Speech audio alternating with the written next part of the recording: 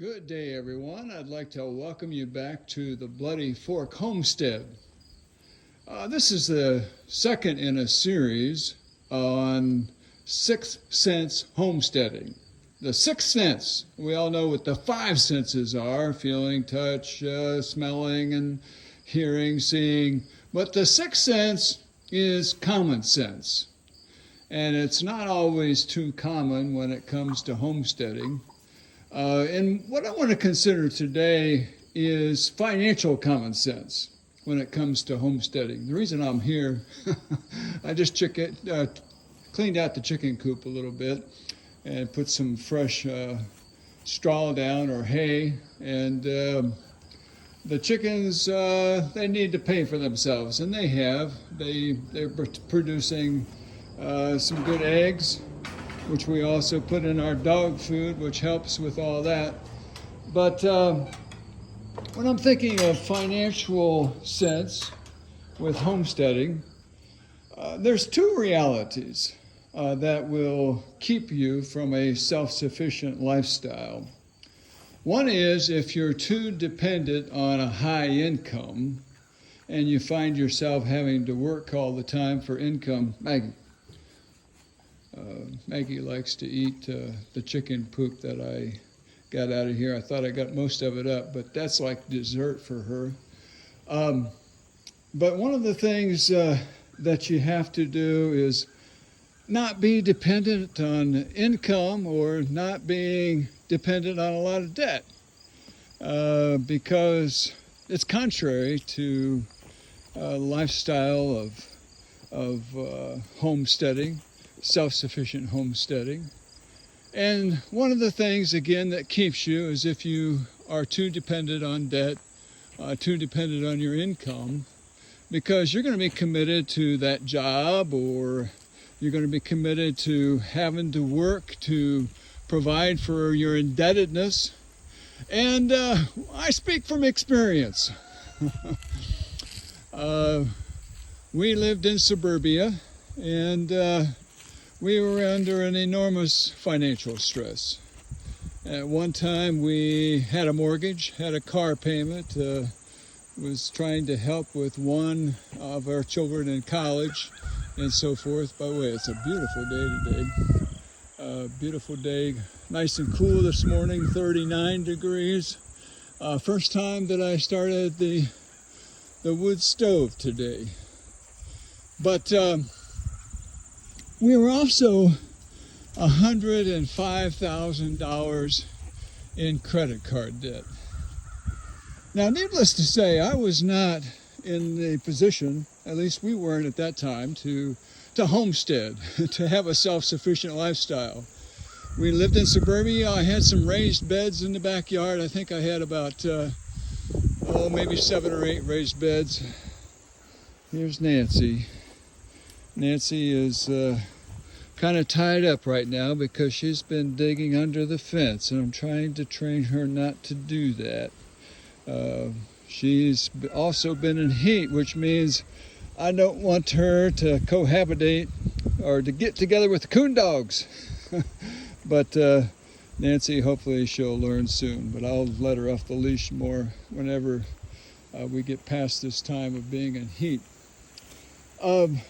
But we had to take a hard look at our finances, and this has been some time ago.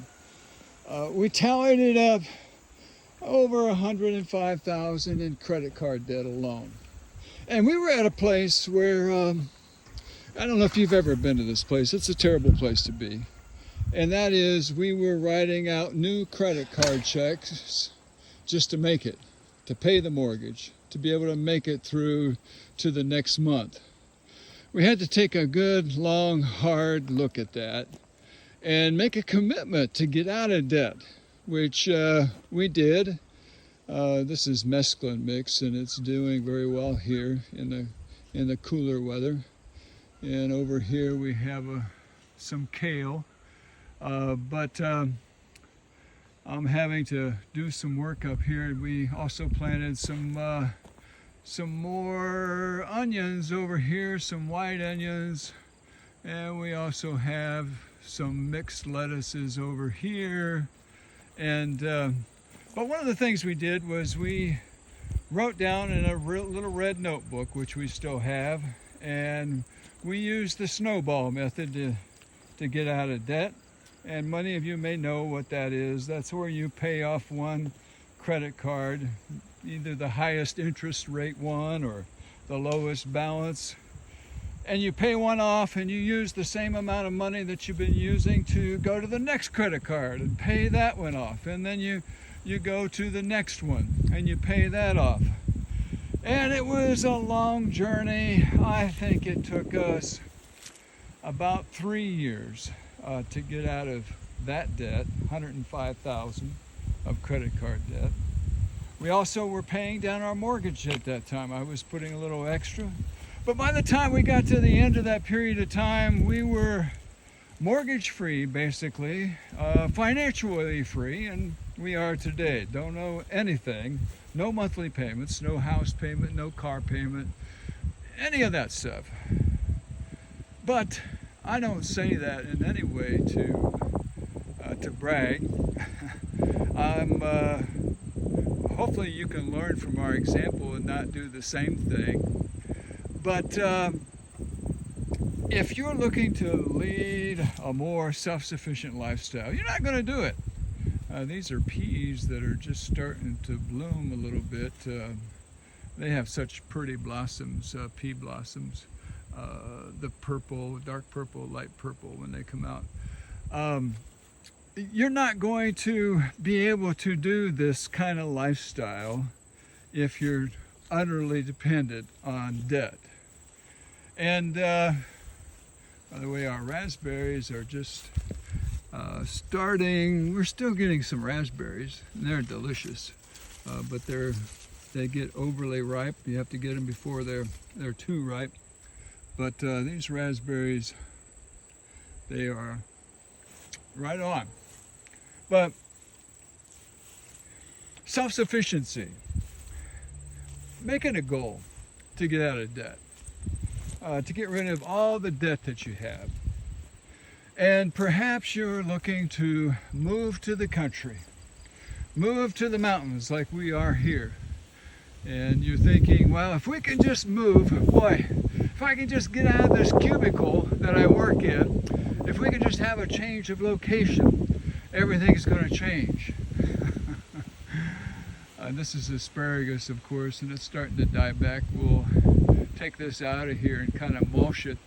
In the springtime, we're hoping to have lots of good asparagus coming up. But the problem is, when you move, you take yourself with you. And if you don't have any homesteading skills, and if you have a lot of debt, it's not going to work. Make it a commitment where you're at to get out of debt. It's one of the most freeing things that you can experience, and live on a cash basis. We're thankful that we have this spot here to provide a lot of our food, and such a beautiful area to enjoy. This is some okra down here. It doesn't have much time left, I don't think. We'll probably get our first frost next week, the way it looks. It might be that time. But right now too, I'm taking this, which is rotted hay, and some very, very good stuff. Rotted, it's soil that's mixed with rotted hay and goat manure and some chicken manure.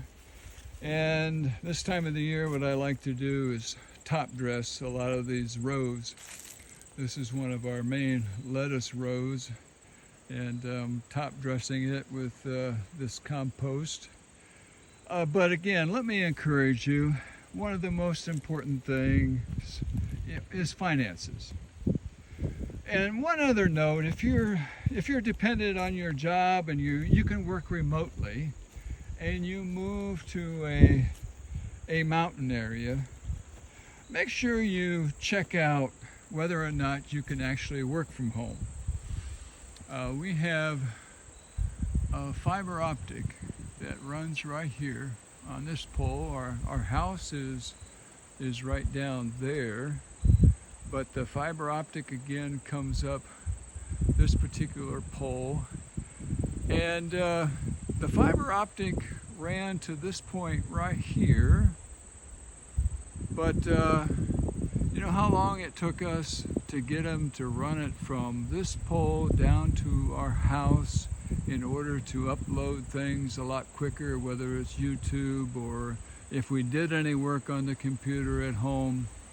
It took 3 years for them to hook up our fiber optic, which was basically to run a line from this pole, this terminal right here, down to the house. Make sure you have good internet access if you have to work from your computer at home, that you're able to get it in a timely manner. Practical considerations for the homestead. Check out the area, have your eyes wide open, be committed to learning the skills and get out of debt where you're at now. It will pay a lot of dividends later on. Thank you very much. I hope you have a great day.